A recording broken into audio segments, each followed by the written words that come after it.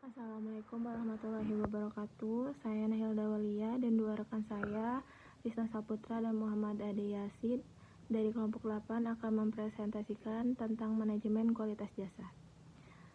Manajemen kualitas jasa adalah fungsi bisnis yang mengidentifikasi kebutuhan dan keinginan yang tidak terpenuhi, menentukan pasar target di mana organisasi dapat memutuskan produk, pelayanan, dan program yang tepat untuk melayani pelanggan dengan cara yang terbaik.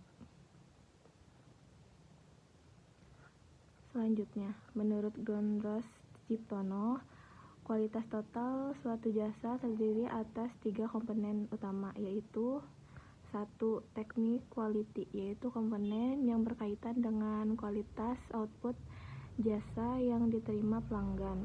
Komponen ini dapat dijabarkan lagi menjadi 3 jenis, yaitu A. Search quality, yang kedua experience quality, yang ketiga credence quality.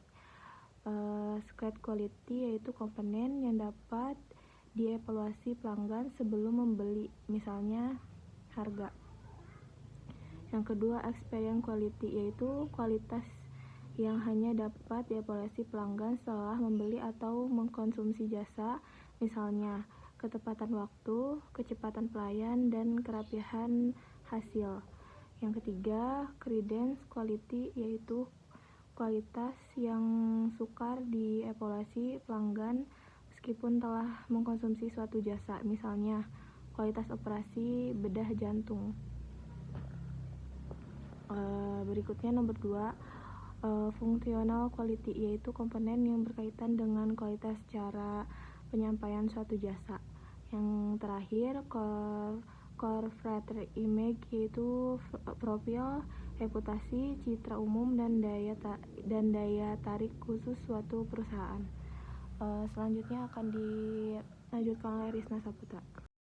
Dibahas oleh Nahilda. Di sini saya akan menjelaskan tentang model serviqual. Service quality didefinisikan sebagai seberapa jauh perbedaan antara kenyataan dan harapan pelanggan atas pelayanan yang mereka terima atau mereka peroleh. Harapan para pelanggan pada dasarnya sama dengan layanan seperti apakah seharusnya yang diberikan oleh perusahaan kepada pelanggan.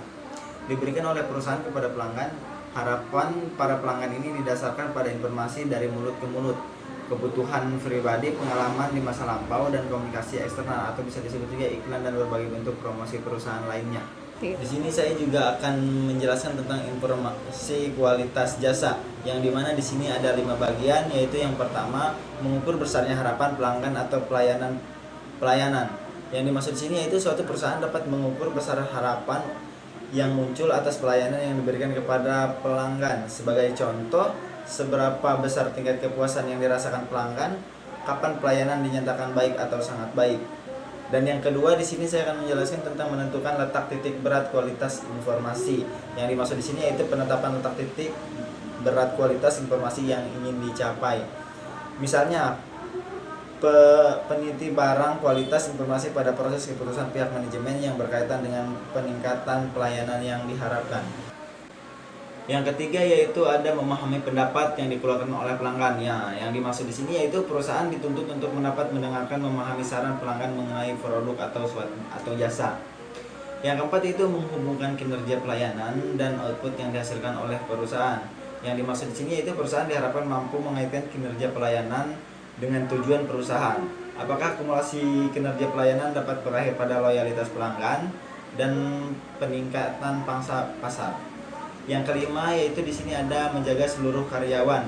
Nah, yang dimaksud di sini yaitu penerapan sistem informasi dalam kualitas pelayanan harus mampu mencakup keseluruhan individu yang terkait dalam hierarki organisasi. Nah, disebut juga harus didesain sedemikian rupa agar semua karyawan yang berada dalam fungsi yang berbeda mendapatkan informasi yang sesuai. Mungkin hanya itu yang bisa dapat saya jelaskan. Selanjutnya akan dijelaskan oleh teman. Assalamualaikum warahmatullahi wabarakatuh. Di sini saya akan mempresentasikan kelompok saya, kualitas jasa. Adapun beberapa macam sifat manajemen kualitas jasa diantaranya. Yang pertama, 1. A. Konsep strategis merupakan sebuah konsep yang diperlukan, dipahami, dan diterapkan oleh setiap pengusaha. Dalam bidang usaha, perusahaan dan kekuatan-kekuatan eksternal, peluang dan ancaman suatu pasar. Yang B, komitmen top management diperlukan saat menjalankan sistem manajemen mutu. Komitmen tidak bisa dilegalisasikan. Komitmen adalah sikap sportif yang melekat pada diri pimpinannya, yang mengandung dua unsur, yaitu konsistensi dan konsekuensi. Pucuk pimpinan harus sudah memainkan perannya sejak tahap persiapan. Yang C, standar tinggi. Beberapa baik sebuah pelayanan atau jasa itu memenuhi harapan pelanggan setelah pelanggan mengkonsumsi jasa itu sendiri, dan sebuah kualitas ditentukan oleh pelanggan sendiri. Yang terakhir yaitu teknologi sualan. Didefinisikan sebagai suatu kemajuan teknologi yang memperkenankan konsumsi untuk melayani dirinya sendiri dalam proses yang lainnya, seperti yang produksi, konsumsi jasa melalui fasilitas teknologi yang disediakan tanpa adanya bantuan atau kontak langsung dengan karyawan atau pengusaha. Sekian dari kelompok kami, demikian akhir presentasi kami. Semoga bermanfaat untuk kita semua. Oke, segitu aja. Assalamualaikum warahmatullahi wabarakatuh.